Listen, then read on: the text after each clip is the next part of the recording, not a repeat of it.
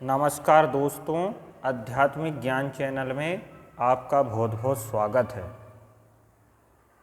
आज हम मन के स्थिति के बारे में जानेंगे, क्योंकि ये मन बड़ा चंचल है। और ये मन है क्या? ये मन एक विचारधारा है जो हमें अच्छा बताती है, बुरा बताती है। अच्छा भी करवा सकती है, बुरा भी करवा सकती है, परंतु इसका मालिक बुद्धि है। अब बुद्धि निर्णय लेती है कि उसको सही काम करना है या गलत काम करना है। परंतु मन के अनुसार बुद्धि चलने लग जाती है। होना तो ये चाहिए कि बुद्धि के अनुसार मन चले, पर बात ये रहती है कि मन के अनुसार बुद्धि चलती है। तो ऐसा क्या किया जाए जो मन सत्संग में लगे, भगवान के चरणों में लगे। और जब मन भगवान के चरणों में लग जाता है तो बुद्धि विचारधारा भी धन्य हो जाती है और जीव का उद्धार कर देती है।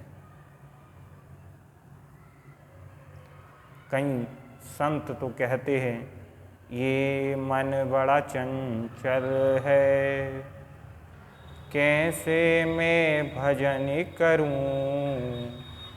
जितना इसे समझाऊं उतना ही मचल जाए। ये मन बड़ा चंचल है, मैं कैसे भजन करूं, इसको जितना समझाऊं उतना ही मचल जाए। तो ये मन अच्छी जगह तभी लग सकता है जब भगवान के चरणों की प्राप्ति हो जाए, सानिध्य दर्शन प्राप्त हो जाएं, तब मन अच्छे मार्ग पर चलने लग जाता है। इसलिए कहा जाता है कि जीवन में एक संत का और गुरु का होना जरूरी है, क्योंकि संत और गुरु जब अपने ज्ञान का डंडा मन को लगाते हैं तभी ये स्थिर हो सकता है। एक राजा थे और राजा वृद्ध थे। उनको राजगद्दी की, अपने शासन की बड़ी चिंता होती थी।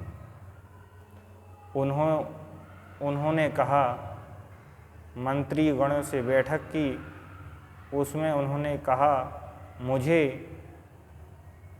अपना राज किसी को सौंपना है और इस चिंता से मुक्त होना है और भगवान के चरणों में अपना जीवन जो बचा है वो बिताना चाहता हूँ। परंतु समस्या ये है कि राजगद्दी दूँ किसको। तो राजा ने एक युक्ति लगाई। बोले, हमारे यहाँ पे एक बकरी है, जो बकरी को चरा के लेके आएगा, घास खिला के लेके आएगा जंगल में दिन भर, परंतु शर्त उसमें एक ये है कि बकरी को मेरे हाथ का घास नहीं खाना चाहिए, इतनी बकरी तृप्त होनी चाहिए। मंत्री ये बड़े हंसे, व्यंग करने लगे। बोले, महाराज ये शर्त तो कोई भी पूरी कर लेगा। राजा ने कहा, ठीक है, मैं यही चाहता हूँ। गए, सबकी नगर में ये सूचना पहुंचाई, सबको पता लगा, लोग बाग बहुत खुश हुए। फिर चर्चा होने लगी, एक एक करके। एक ने खेत में लेके गया बकरी, बढ़िया हरी हरी घास खिलाई, पूरा दिन भर बहुत मेहनत करी और हरी हरी घास खिलाते रहा। राजा ने पूछा क्यों भाई बकरी तृप्त हो गई? बोले महाराज बिल्कुल, आज दिन भर से सुबह से शाम तक मैं इसको हरी घास खिला रहा हूँ, ये अवश्य तृप्त होगी। ठीक है भाई, तुमने काम किया है, इसका चेक किया जाए, परीक्षण किया जाए। मंत्री को बोला घास लेके आओ। हरी घास लेके आए और राजा ने हरी घास बकरी को बताया। बकरी ने भट्ट से खा गई।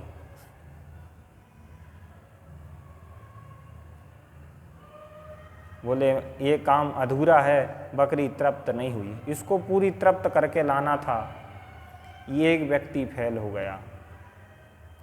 दूसरा व्यक्ति आया, बड़ा खुश था, आज तो मुझे राज मिल ही जाएगा, क्योंकि बकरी में इतनी मेहनत करूंगा, हरी घास इसको इतनी खिलाऊंगा कि राजा के हाथ की खाएगी नहीं। वो भी गया जंगल में, दिन भर सुबह से शाम तक खूब घास खिलाया। घास खिलाते रहा, हरी घास खिलाई। राजा ने फिर परीक्षण लिया, हरी घास बताई, बकरी खट्ट से खा गई। ऐसे 4-5 व्यक्तियों ने किया, बहुत सारे लोगों ने किया। 1 महीने तक ऐसा ही चलता रहा। एक व्यक्ति आया, वो व्यक्ति बुद्धिमान था। वो गया, बकरी को लेके गया और इसने थोड़ा सा उल्टा क्रम कर दिया।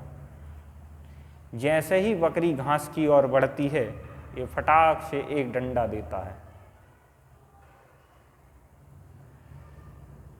ऐसा सुबह से शाम तक उसने ऐसा ही किया, बकरी को घास खाने ही नहीं दिया साहब। जैसे ही बकरी घास हरी घास खाए और वो डंडा मार दे। अब तो बकरी भी डर गई। शाम को ये आने लगा, इसने घास बताई, बकरी ने नहीं खाई, वो डंडा याद था। ऐसा राजा के पास लाया गया। राजा ने परीक्षण लिया, हरी घास बताई, बकरी ने नहीं खाई। राजा ने कहा ये तुमने कैसा किया? 1 महीने में मैं सभी को बता रहा हूँ, सभी को परीक्षण कर रहा हूँ, ये सब खूब घास खिलाते पर बकरी खा लेती है, तुमने ऐसे इसको तृप्त कैसे किया? बोले महाराज मैंने तृप्त किया ही नहीं। तो बोले फिर? मैंने एक युक्ति लगाई, हरी घास में इसको खिलाता था और एक डंडा लगाता था, तो इसको डर बैठ गया और इसने हरी घास खाई नहीं।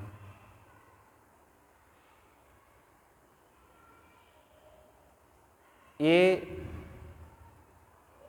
राजा कोई और नहीं साहब, ये हमारा शरीर है और बुद्धि ये चराने वाला कोई और नहीं, ये बुद्धि है। और ये बकरी कोई और नहीं, ये मन है। मन जैसे ही गलत काम के लिए जाता है, गलत विचारधारा की ओर ले जाता है, तो ये अपने सत्संग रूपी ज्ञान से एक डंडा बता देता है, जिससे मन रूपी विचारधारा घबरा जाती है, डर जाती है, और फिर यहाँ आकर उसका परीक्षण किया जाता है। गलत और जाना नहीं, क्योंकि सत्संग का डंडा पड़ जाएगा। ये होता है मन की स्थिरता को कंट्रोल करना। ये सत्संग से, संतों के चरणों से, प्रभु के भजन करने से होती है। लोग बाग कहते हैं, कई लोगों के मुंह से मैंने सुना है, मन चंगा कठौती में गंगा। हम पूजा पाठ, भगवान के दर्शन, सत्संग में क्यों जाएं? अरे सत्संग में तो उन लोगों का जाना चाहिए जिनका मन खराब हो,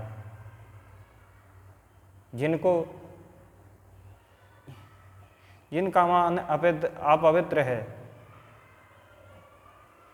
तो जो ऐसा कहते हैं उनकी जानकारी के लिए बता दूं, मन तो एक विचारधारा होती है। मन की विचारधारा अच्छी भी हो सकती है, बुरी भी हो सकती है, परंतु जब हम घर में मूर्ति पूजन करते हैं, मंदिर में जाते हैं, लगातार अच्छी जगह जाने से मन पवित्र होता है, साफ होता है, क्योंकि उसको पता चल जाता है, विचार को पता चल जाता है, बुद्धि हमारे अच्छे विचार करने लग जाती है,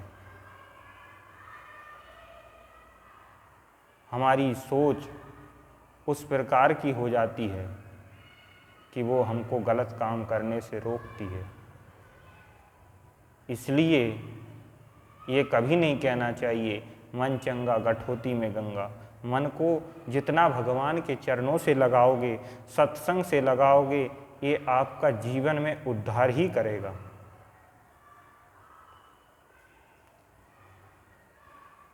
मन अगर भगवान के चरणों में लग जाता है तो जीव का उद्धार हो जाता है। जय श्री कृष्णा, राधे कृष्णा।